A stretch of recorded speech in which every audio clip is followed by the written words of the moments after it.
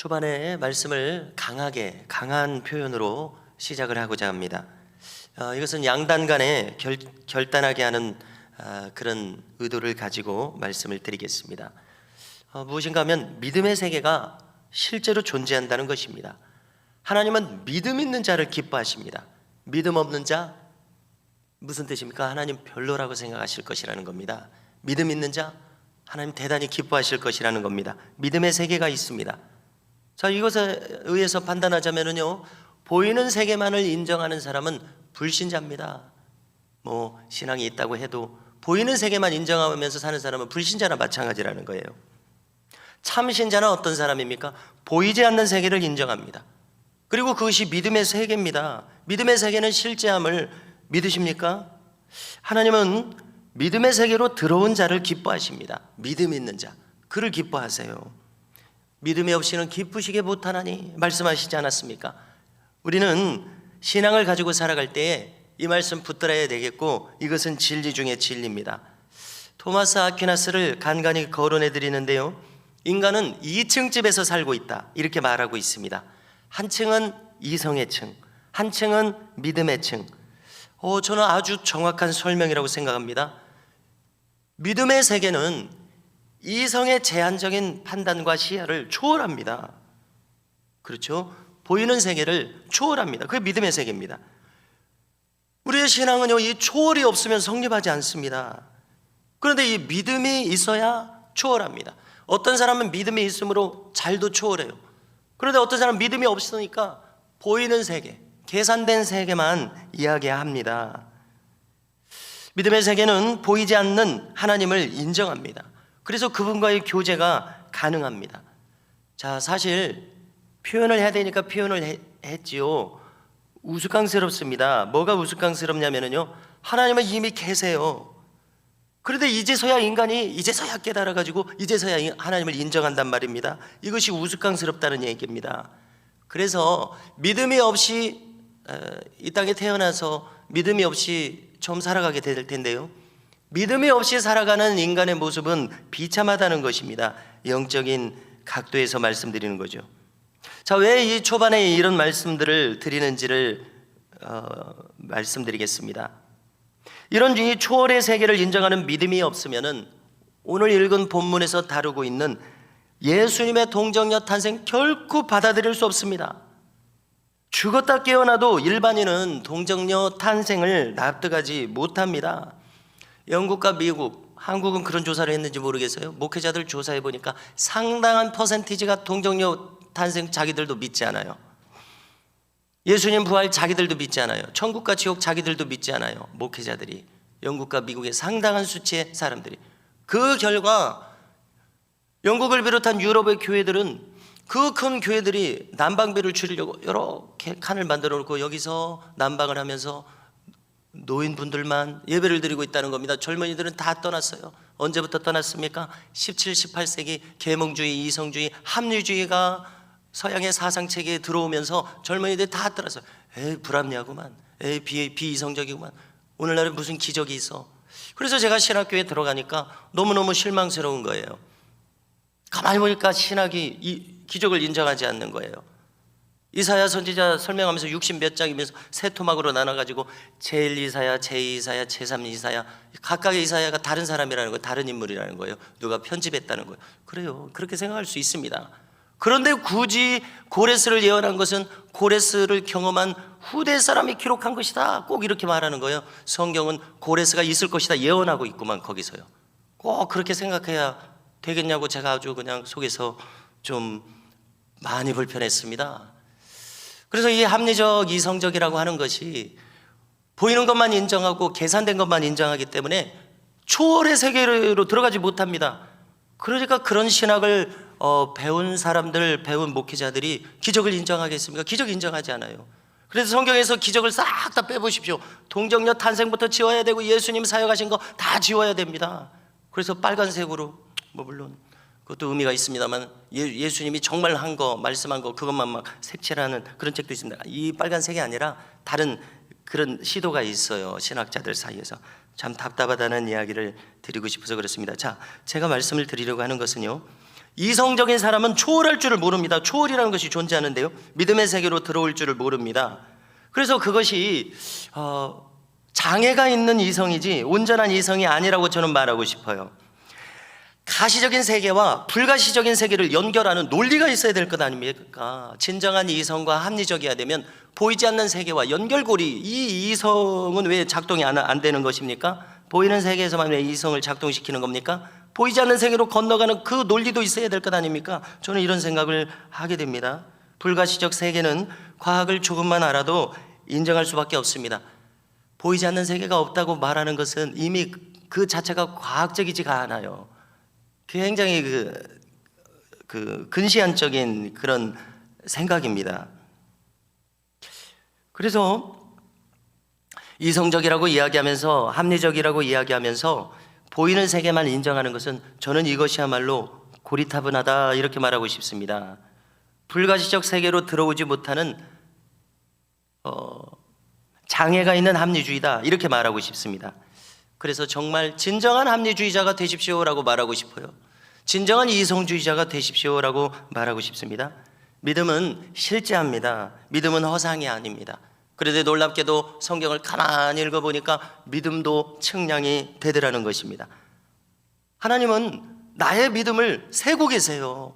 하나님은 모든 사람의 믿음을 세고 계십니다. 여러분들도 이런 결론을 가지십니까? 하나님은 우리의 믿음을 측량하고 있으시다는 거요. 믿음은 실제하기 때문에 계측되고 있다는 것이요. 나의 믿음의 측량값이 얼마일 것 같은 생각이 드십니까? 이 세상에는 믿음의 값이 0인 사람이 부지기수로 많습니다. 저는 바라기는 우리 미담교회에 속한 저를 비롯한 모든 성도들의 믿음의 측량값이 하나님 보시기에 0인 사람이 아무도 없기를 바랍니다. 하나님께서 우리를 보실 때, 측량하실 때 10, 20, 30, 100, 1000 만의 믿음을 가지시기를 축원합니다. 하나님은 나의 믿음을 측량하고 계십니다. 왜냐하면 믿음은 실제하기 때문에 그렇습니다. 요셉과 마리아는 아직 약혼한 사이였습니다. 자, 유대 나라에서는 어려서 정혼을 하겠죠. 그 다음에 때가 되면 약혼을 합니다. 그 다음에 결혼을 합니다. 이 세 단계의 순서로 결혼이 이행이 됩니다. 그리고 약혼은 우리식의 약혼이 아니라, 의미가 아니라 결혼이나 마찬가지의 약혼이었습니다. 함께 살지만 않았지 이제 부부로 사람들이 공적으로 인정하는 약혼이었다고 해설을 해줘서 전합니다.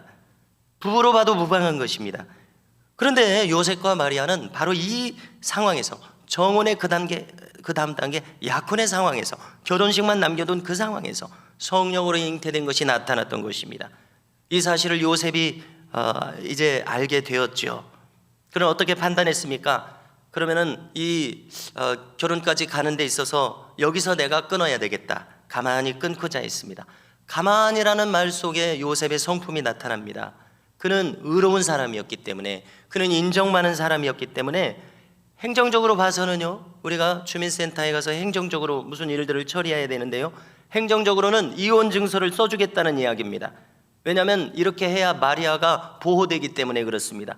율법에 따라서 이제 돌에 맞아 죽을 수가 있거든요. 그러니까 여기 이 약혼 단계에서 이혼 증서를 써주겠다는 뜻이었습니다. 이때였습니다. 천사 가브리엘이 꿈에 나타납니다. 현몽합니다. 자, 우리가 기억할 것은요, 성경은, 꿈은 하나님이 우리에게 말씀하시는 중요한 수단이라는 것입니다. 꼭 기억해야 될 것이고요, 천사의 명령은 분명했습니다.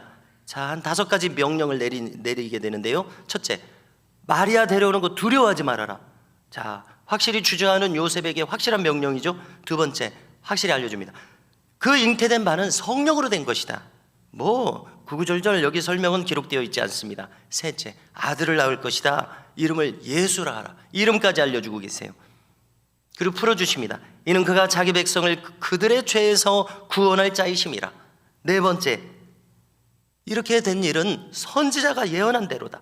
선지자의 예언도 알려줍니다. 보라, 처녀가 잉태하여 아들을 낳을 것이요 그의 이름은 임마누엘이라 하리라. 자, 이 선지자는 좀 전에도 공교롭게도 거론했었습니다마는 이사야 선지자입니다. 이 성구는 이사야 7장 14절에 그대로 나옵니다. 처녀가 잉태한다고 이렇게 예언을 했어요. 자, 우리가 이사야 선지자 어렴풋이 한번 떠올려 보십시오. 그런 초월적인 계시를 받은 선지자였어요. 처음으로 부름 받았을 때부터 성전 문지방에서 하나님의 옷자락까지 보고, 그 다음에 스랍 천사들 6날개 그런 것을 보는, 그 처음부터 초월적인 사람이었어요. 그리고 하나님이 이런 메시아에 대한 계시를 막 부어주셔서, 어떤 신학자는 이사야서를 보고 구약의 복음서다, 하도 예수님 메시아 예언이 많이 나오니까, 구체적으로 나오니까 구약의 복음서구나, 이렇게까지 느끼게 되는 것이죠. 처녀 탄생까지 이렇게 예언한 것입니다. 자, 예수라 하라 했는데요, 자, 무슨 뜻입니까? 예. 성경에서 이름 앞에 여, 예, 요 이런 말이 붙은 것은 다 여호와 하나님을 가리킵니다. 그 예는 여호와 하나님을 가리킵니다. 수는 히브리어 동사 쏴에서 온 것입니다. 쏴는 무슨 뜻이냐면 쉽게 말해서 건지다, 이런 뜻입니다. 무슨 뜻입니까? 여호와께서 건지신다, 여호와께서 구원하신다. 그런데 천사 가브리엘은 어디서 구원하는지를 확실히 알려주고 있어요. 자기 백성들을 저희 죄에서, 많은 설명을 하지 않습니다. 이 한 가지 설명으로 족한 것이죠. 예수님은 뭐 하시는 분입니까?